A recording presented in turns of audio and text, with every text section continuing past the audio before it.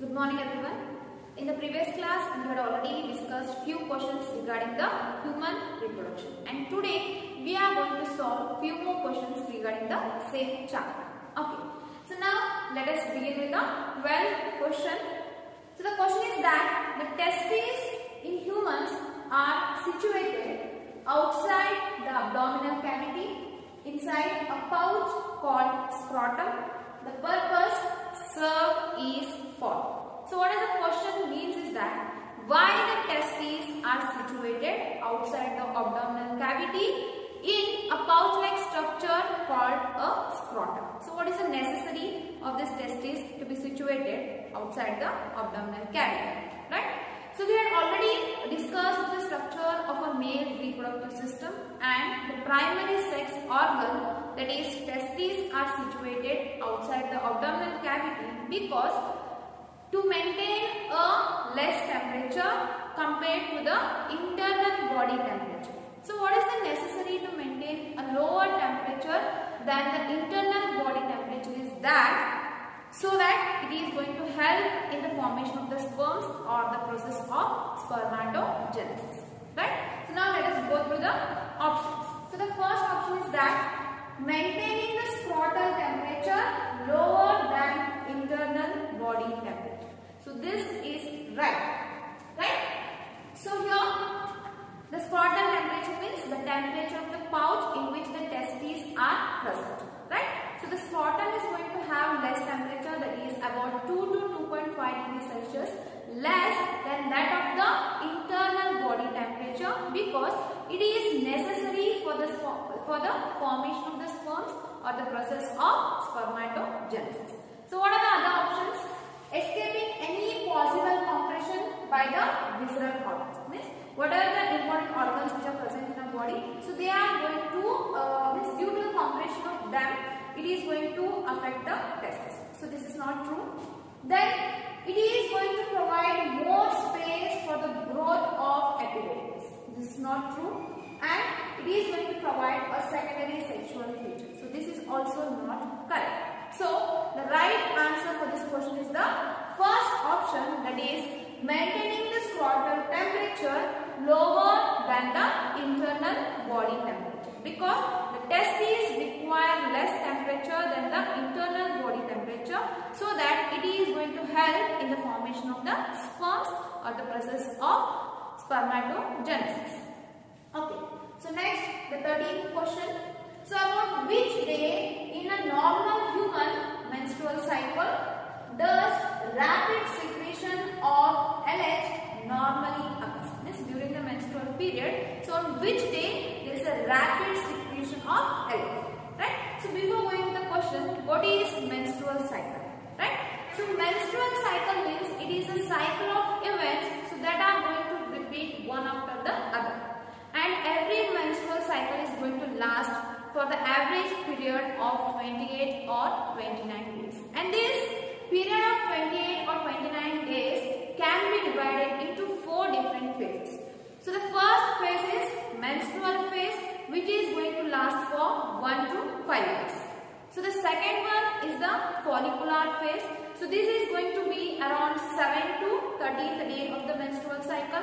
And next comes the ovulatory phase. So the 14th day of the menstrual cycle is said to be ovulatory phase. And the last one is the luteal phase, right? So luteal phase is going to last after, that is the 15th to 28 or 29 days. So totally the 4 different phases, that is the menstrual, follicular, ovulatory as well as the luteal phase. So together they are going to form the menstrual period or the menstrual cycle, right? So here, when does the secretion of LH is rapid or high? So LH, the secretion of the LH is rapid during the 14th day, that is during the ovulatory phase.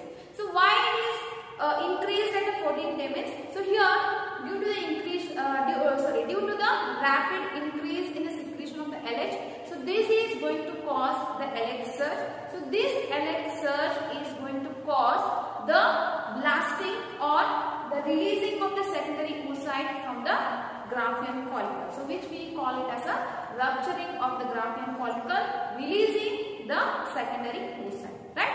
Hence, out of this, the 14th, 25th and 11th. So 14th day is the right answer because the 14th day is going to depict a ovulatory phase where there is an increase in secretion of the LH leading to the LH surge, and this LH surge is going to result in the rupturing of the Graafian follicle and releasing the secondary oocyte. So the right answer for this question is the 14th day. Okay.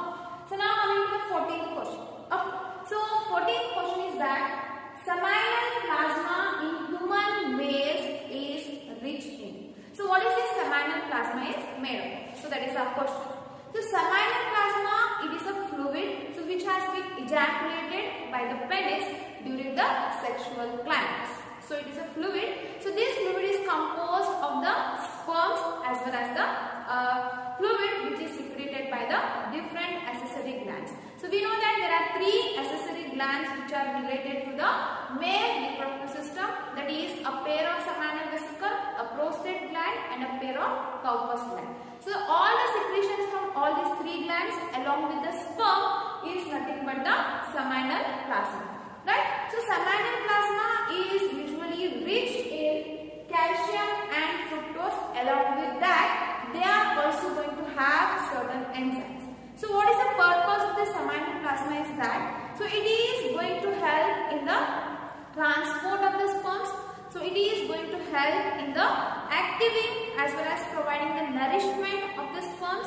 So this seminal plasma is also going to help in lubricating the female reproductive tract, and also it is also going to protect from the acidity, right? Means the vagina is having an acidic nature, so which can damage the sperms. So here the seminal plasma is going to neutralize the vagina so that it can protect the sperms. Okay. So these are the purposes of the seminal plasma, and it is rich in calcium and fructose along with certain enzymes. So the right answer for this question is fructose and calcium, right? So the seminal plasma is rich in fructose and calcium, and it is going to help for the various purposes. Okay. So glucose and calcium is from DNA and testosterone. So this amino plasma is not containing any kind of testosterone or DNA, and ribose and potassium. So this is also the wrong option. So the right answer is the fructose and calcium. Okay.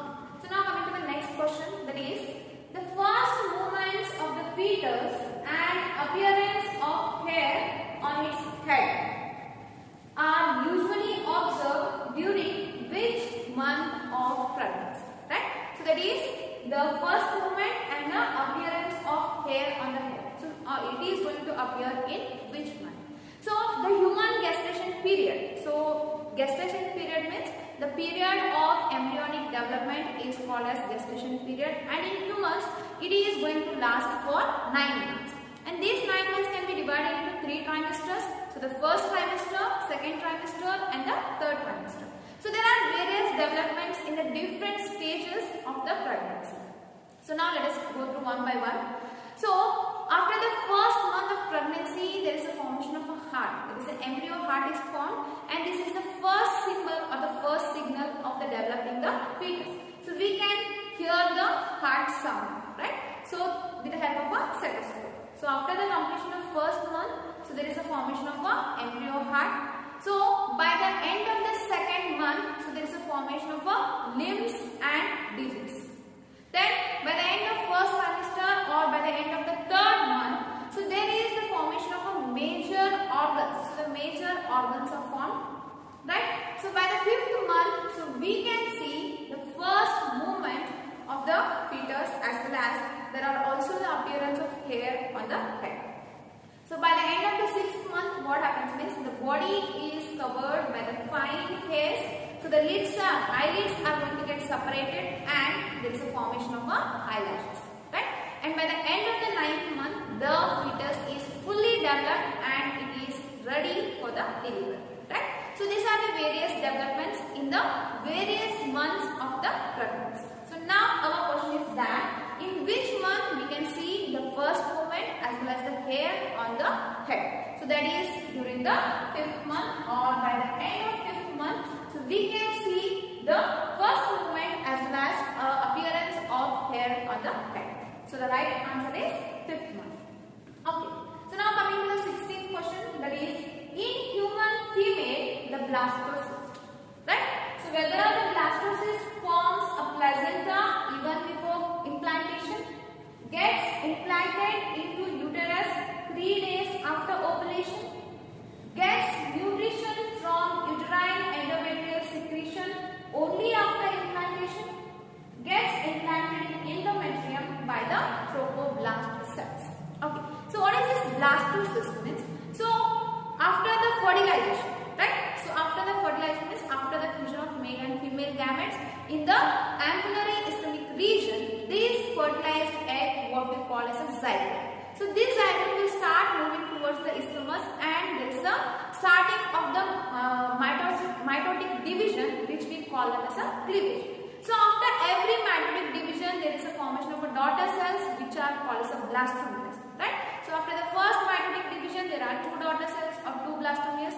From 2 it is 4 and from 4 it is 8. So as the number goes on, right?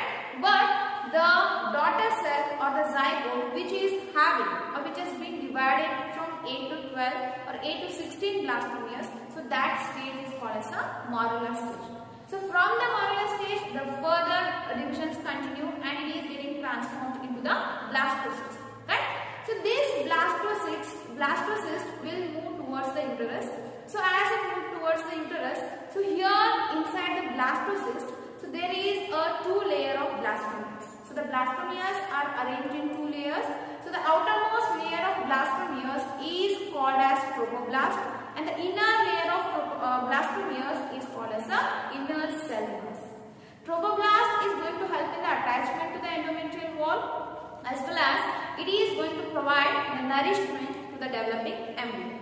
Whereas the inner cell mass is getting developed into a embryo.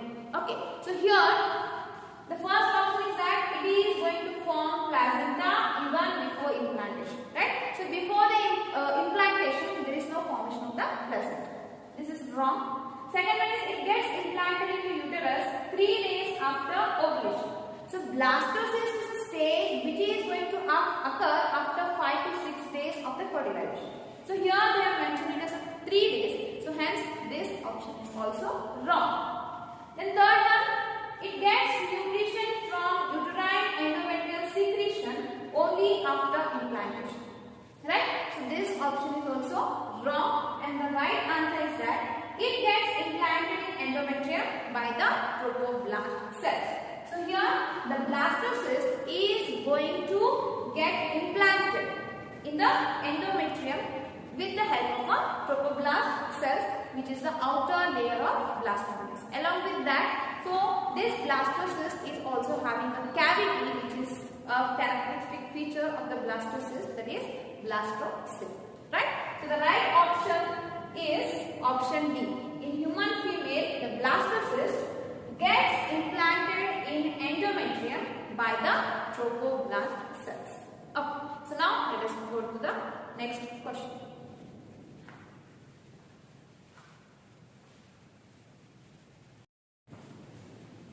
Okay, so now coming to the next question, that is 17th question.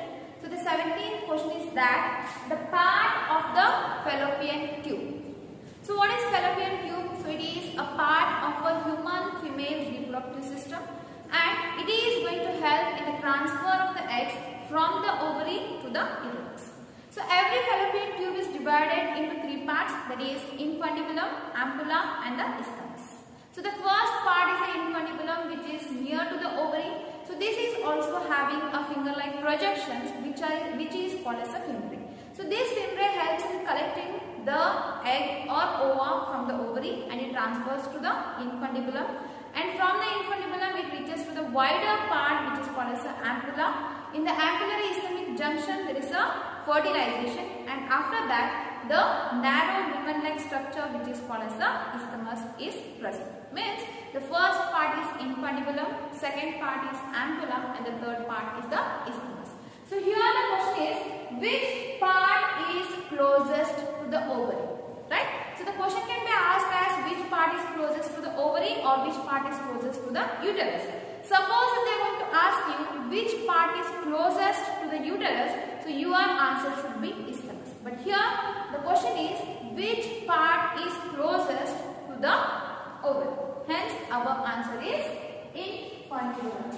Right? So the part which is closest to the ovary is the infundibulum. Okay. So coming to the next question is that the fetal ejection reflex in human triggers the release of. So the fetal ejection reflex in human triggers the release of. So what happens if there is a fetal ejection reflex? So before that, what is fetal ejection reflex? Right? So the signals for parturition. Parturition means for the delivery of the baby. Right? So the signals for the parturition, so they are going to arise from the fully developed embryo and the placenta. Right? So they are going to induce a very mild uterine contraction.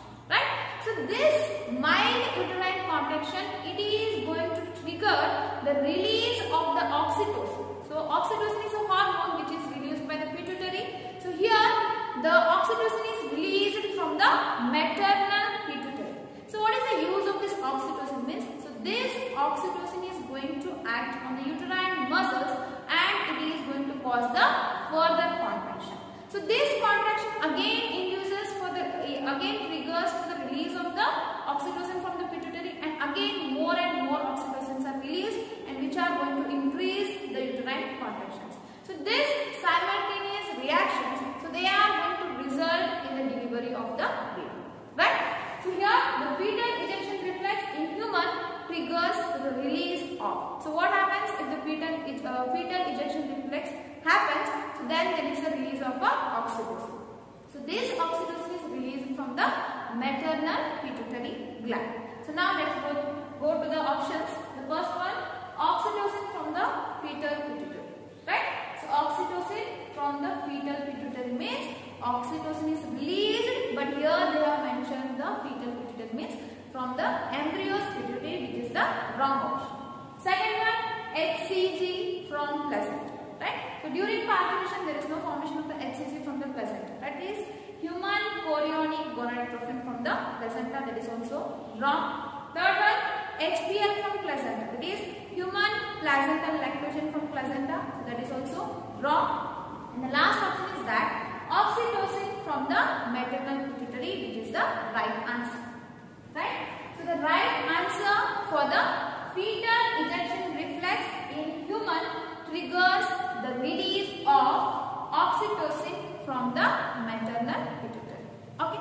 So now going to the next question. That is, which set is similar? So which set is similar? Right? So the first one is corpus luteum and Graafian follicle. Right? So we know that Graafian follicle is a mature follicle. So this follicle is going to rupture and it is going to release the secondary oocyte. So after this release of the secondary oocyte, so whatever the leftover part is there, so that is called as corpus luteum, and these are much similar.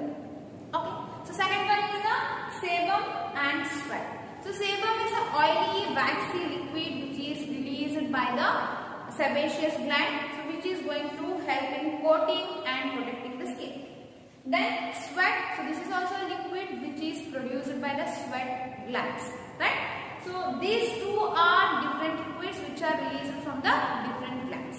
Then bundle of His. So this is a very important part of the electrical conducting system of the heart and the pacemaker. Right? So pacemaker, bundle of His can also be called as pacemaker, and pacemaker is an instrument which is induced in the skin so that it is going to regulate the normal heartbeat or the blood pressure or the pulse rate. Okay, so these two things are not much related to one another. So then vitamin B7.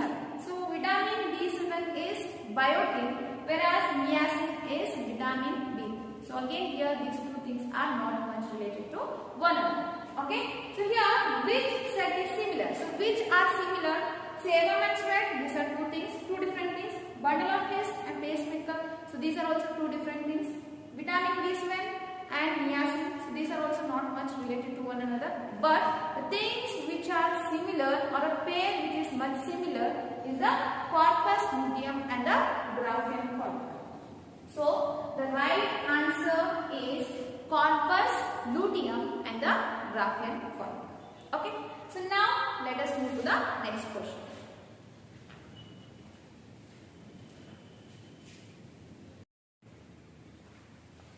Okay, so now coming to the next question, that is 20th question. Which of the following is correct matching of the events occurring during menstrual cycle? Right?